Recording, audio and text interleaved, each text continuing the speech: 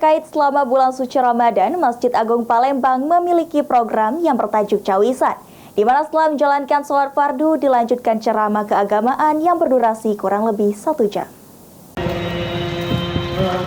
Selama bulan suci Ramadan, Masjid Agung Palembang memiliki program yang bertajuk Cawisan, di mana setelah menjalankan sholat fardu dilanjutkan ceramah keagamaan yang berdurasi kurang lebih 1 jam.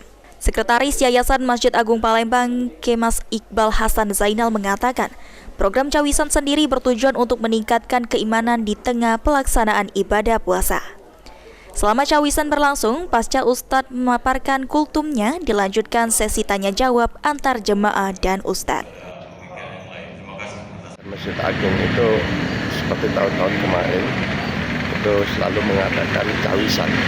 Jadi setiap setelah pada sholat zuhur kita ada Cawisan, yang mana ini sudah kami susun dari minggu-minggu sebelumnya. Kemudian pada zuhur dilanjutkan lagi asar insya Allah setiap Ramadan, dalam bulan Ramadan ini setiap pada zuhur itu ada Cawisan ceramah agama. Sementara itu, Sekretaris Umum Ikatan Remaja Masjid Agung Palembang Muhammad Hamzah Rizvi mengatakan, sebanyak 150 pengurus Ikatan Remaja Masjid yang membantu jalannya agenda-agenda di Masjid Agung Palembang. Juga mempunyai agenda sahur on the road, pesantren Ramadan, dan itikaf 10 hari terakhir Ramadan.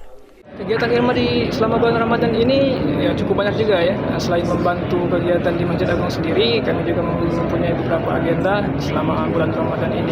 Di antaranya yaitu sahur on the road, dan juga kami ada pesantren Ramadan. Itu dilaksanakan setiap hari Ahad ya, dengan berbagai macam pengajar ya, atau guru-guru kita yang Masya Allah ilmunya sangat luas sekali. Dan juga kami juga ada itikaf. Itikaf itu sendiri juga merupakan kegiatan. Hafidz Zainul, PAL TV.